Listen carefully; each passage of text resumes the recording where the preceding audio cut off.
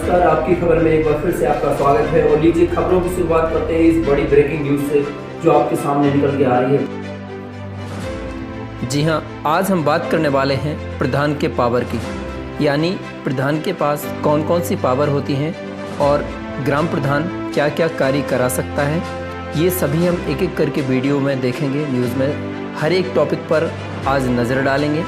तो वीडियो के बिल्कुल लास्ट तक बने रहिएगा, क्योंकि ये वीडियो आपके लिए बहुत ही बेनिफिशियल होने वाला है। क्योंकि आज हम बताएंगे कि ग्राम प्रधान किस प्रकार से गांव में विकास के कार्य करता है, किस प्रकार से उनका पैसा आता है और किस प्रकार से कहां कहां वो खर्च कर सकता है। तो बिल्कुल वीडियो के लास्ट तक ज़रूर बने रहिएगा। तो देखिए, शुरुआत करते हैं। जब एक ग्राम प्रधान जो चुना जाता है तो शासन में पंचायती राज एक्ट के अनुसार विकास के कार्य की योजना तैयार की जाती है। हर ग्राम पंचायत में 6 समितियों का गठन होता है। इसके लिए बाकायदा उनकी एक बैठक होती है। इसमें जो 6 समितियां होती हैं उसका जो मुख्य अध्यक्ष होता है वो ग्राम प्रधान ही होता है।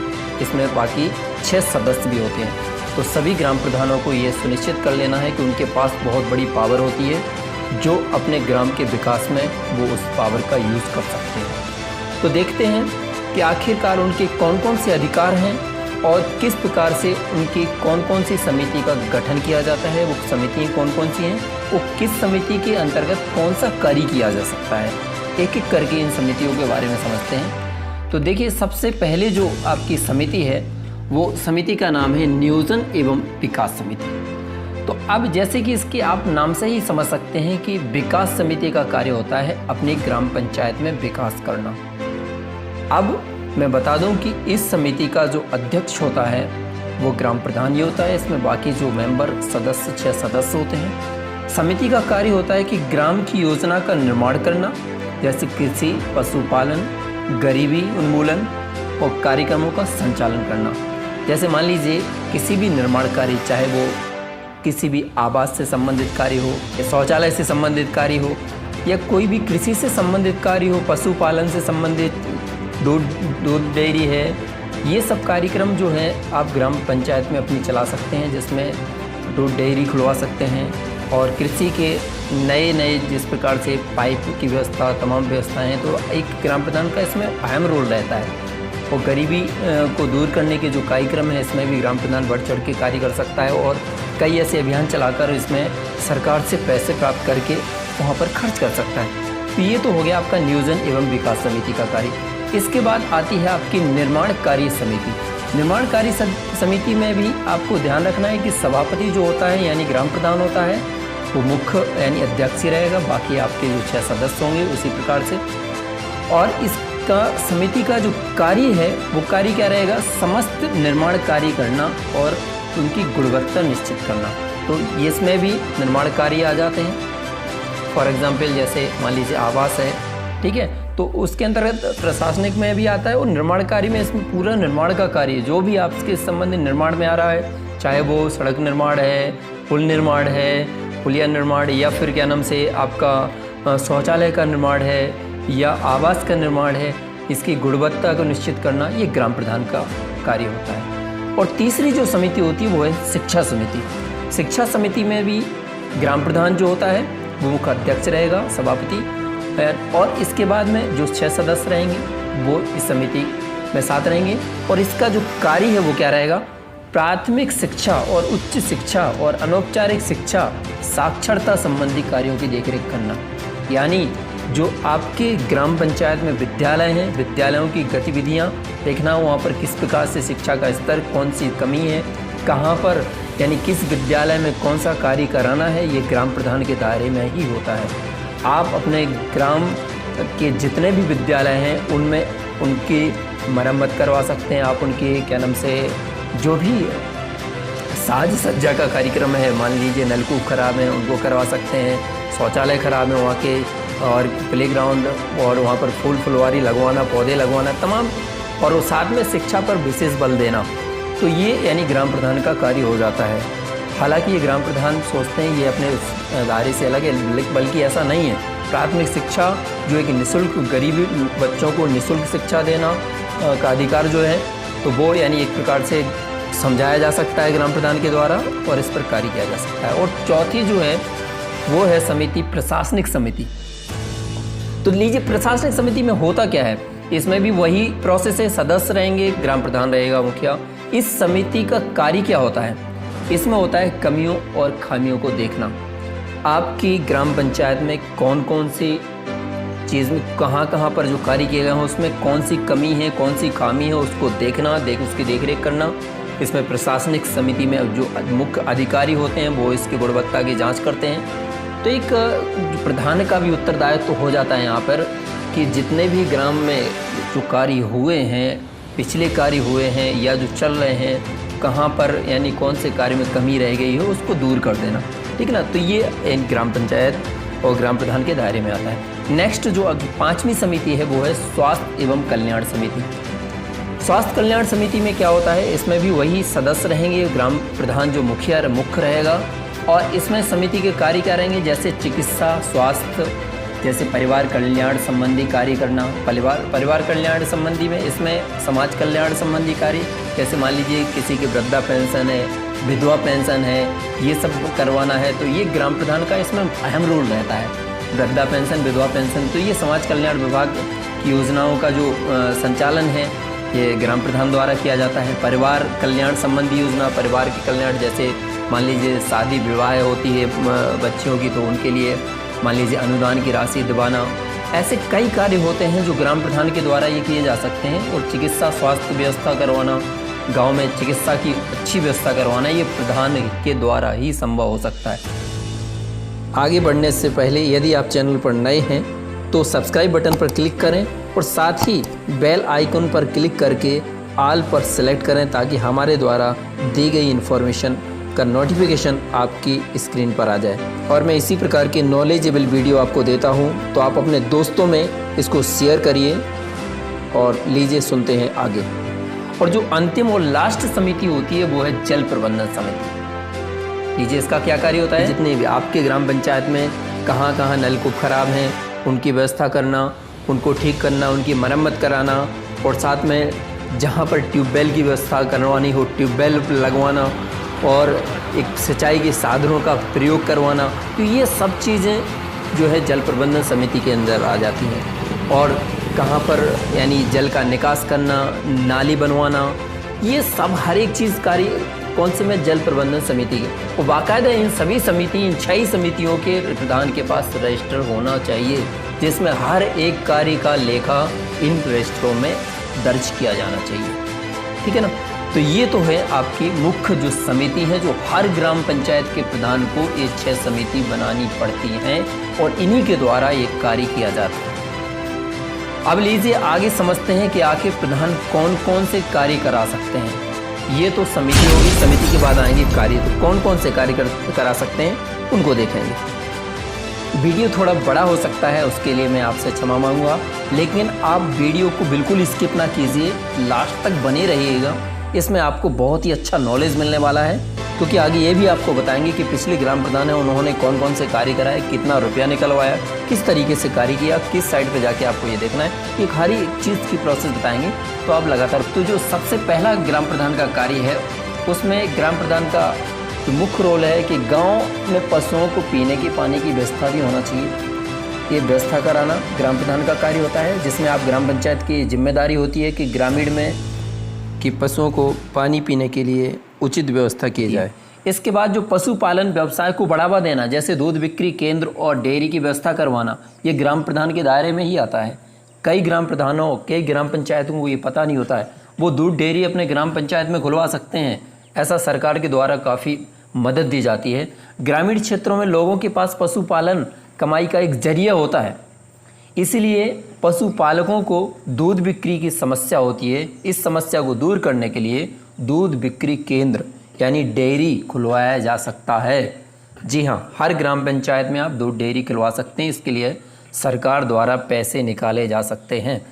पशुपालन के लिए जानकारी, उनका टीका कराना, उनका उपचार कराना पंचायती राज के अंतर्गत ही आता है। इसमें आप पशुपालन जो होता है ज़्यादा फ़ायदेमंद होता है। तो आप यानी जितने भी आपके यहाँ पशु हैं उनका टीकाकरण, उपचार, ये सब ग्राम पंचायत के द्वारा कराए जा सकते हैं। इसके बाद जो अगला है कार्य, सिंचाई के साधन की व्यवस्था करवाना। ऐसे कई स्कीम हैं, कई ऐसी जो गवर्नमेंट के द्वारा पॉलिसीज़ हैं कि किसानों को फसलों की सिंचाई के लिए सरकारी ट्यूबवेल की व्यवस्था कराई जाती है, नहरों की जो निकासी नालियों की व्यवस्था कराई जाती है, साफ सफाई का काम भी ग्राम पंचायत को ही देखना पड़ता है। तो ये सब चीज़ें जो सिंचाई से संबंधित कार्य हैं ये ग्राम प्रधान के द्वारा कराए जा सकते हैं, जिसमें ट्यूबवेल का निर्माण करा सकते हैं ग्राम प्रधान, और साथ में जो नहरें आदि नालियों का कार्य यहाँ पर करवा सकते हैं।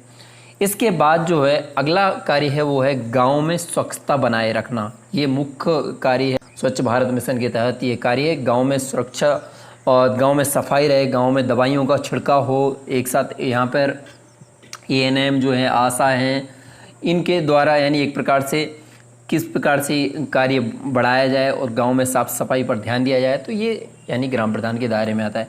इसके बाद है गांव में सार्वजनिक स्थानों पर लाइट्स का इंतज़ाम करवाना।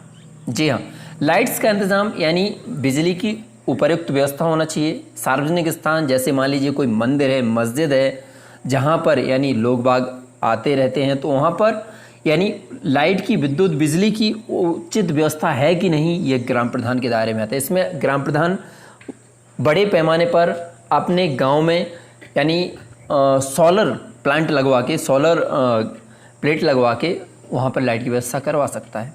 इसके लिए गवर्नमेंट द्वारा और ग्राम सभा के लिए काफ़ी पैसे भी निकाले जा सकते हैं और वो गांव में लगाए जा सकते हैं, ताकि जितने भी सार्वजनिक स्थान हैं वहाँ पर उजिला उचित व्यवस्था रहे वहाँ पर, और रात्रि में वहाँ पर कोई भी डर ना रहे। नेक्स्ट, जैसे दाह संस्कार या कब्रिस्तान है, उसका रखरखाव करवाना ग्राम प्रधान के दायरे में आता है।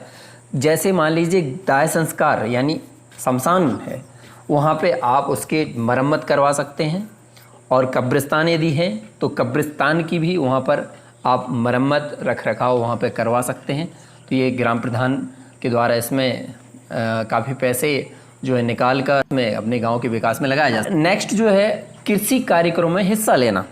एक ग्राम प्रधान का दायित्व बनता है कि गांव में खेती किसानों को बढ़ावा देने के साथ साथ कृषि गोष्ठी कराना चाहिए, जिसमें खेती के नए नए तरीकों के बारे में जागरूक करना चाहिए।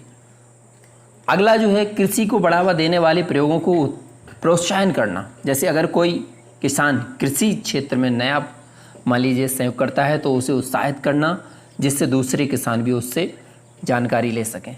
ठीक है ना। तो ये जो है कृषि के क्षेत्र में भी ग्राम प्रधान की एक अहम भूमिका रहती है, जिसको वो अपने रोल को अदा कर सकता है। और स्वच्छता अभियान को आगे बढ़ाना, जैसे गवर्नमेंट के द्वारा बार बार ऐसे अभियान चलाए जा रहे हैं जिसमें स्वच्छ भारत मिशन के तहत आप भी कार्य कर सकते हैं। गाँव में सार्वजनिक जैसे शौचालय हैं उनका रखरखाव करवा सकते हैं वहाँ पर, और साथ में जिनके घर में शौचालय का निर्माण हो गया है उन्हें शौचालय प्रयोग करने के लिए प्रेरित करना, क्योंकि अधिकांश गाँव में देखा जाता है कि शौचालय तो बन गए हैं लेकिन उनका वो उपयोग नहीं करते हैं, खुले में शौच जाते हैं, उससे तमाम प्रकार की बीमारियां होती हैं।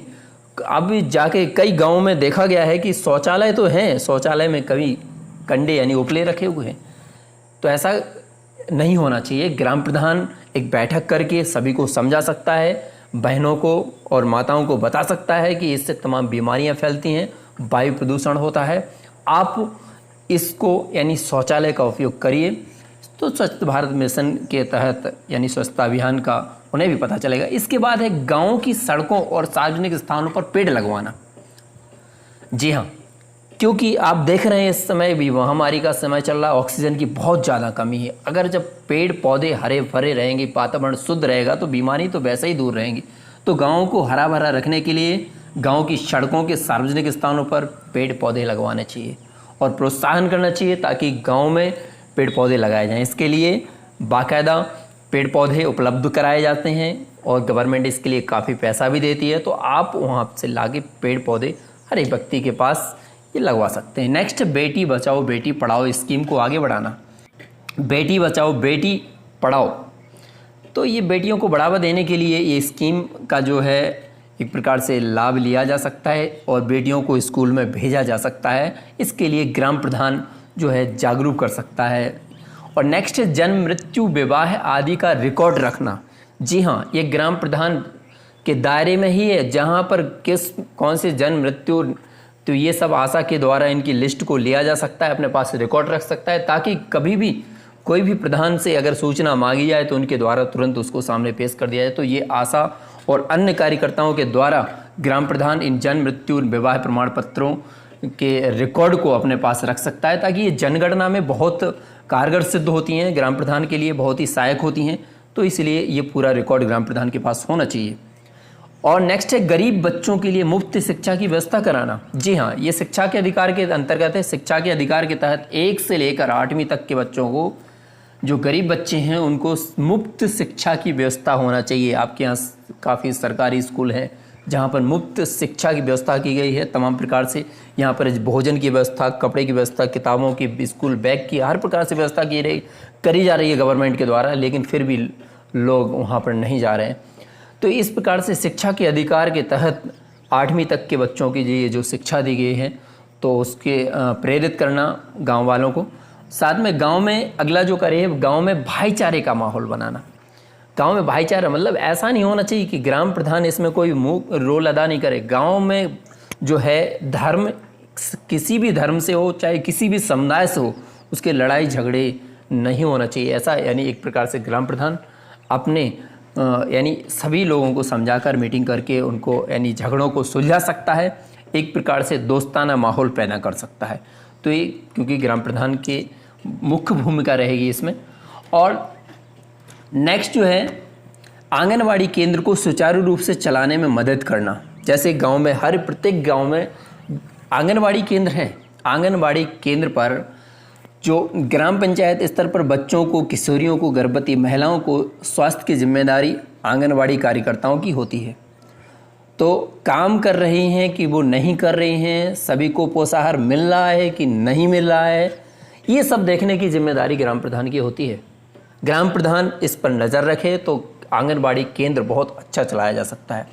इसके बाद अगर चाहे तो अपने लघु उद्योग के रूप में गांव में ही अगर उद्योग करना चाहे तो एक ग्राम प्रधान मछली पालन को बढ़ावा दे सकता है। मान लीजिए छोटे छोटे मछली पालन बनवा के वहाँ पर गड्ढे खुदवा के मछलियों को रख कर एक प्रकार से व्यवसाय के क्षेत्र में बढ़ाया जा सकता है। जैसे तालाबों की खुदाई करवाना ग्राम पंचायत के कार्य में शामिल है। तो ये जो कुछ कार्य थे और इसके अलावा बहुत से कार्य हैं, वीडियो बहुत बड़ा हो जाएगा, ठीक है ना। लेकिन एक ग्राम प्रधान चाहे तो अपनी ग्राम पंचायत को बहुत ही सुसज्जित और अच्छा बना सकता है अपने विकास के द्वारा। जैसे अगर मान लीजिए डिजिटल में चला जाऊं तो डिजिटल में आप प्रत्येक ग्राम पंचायत में आप वाईफाई कनेक्शन करवा सकते हैं और एक प्रकार से आप हर जहां पर सार्वजनिक क्षेत्र है वहां पर आप सीसीटीवी कैमरा लगवा सकते हैं और जाके उनकी सभी को कमांड कर सकते हैं, अपने घर पर बैठकर भी कमांड कर सकते हैं। तो इस प्रकार से कई ऐसी व्यवस्थाएं हैं जो ग्राम पंचायत में करी जा। इतना पैसा ग्राम पंचायत को दिया जाता है, अब उसके मैं भी बताऊं कि एक साल में एक प्रकार से लाखों रुपए ग्राम पंचायत में आते हैं। आप 20 लाख, 30 लाख, 40 लाख, 50 लाख, तो करीब एक ग्राम पंचायत में ऐसे आप 5 से 6 करोड़ रुपए भी खर्च कर सकते हैं। ग्राम पंचायत के विकास में 5 से 7 करोड़ जितने भी आप लगाना चाहें। कई बार ऐसा होता है कि एक ग्राम पंचायत में जितना पैसा आता है आप उसको खर्च भी नहीं कर पाते हैं, आपका फंड वापस चला जाता है। तो आप काम निकालेंगे, जितना काम निकालेंगे गांव का उतना ज़्यादा विकास होगा।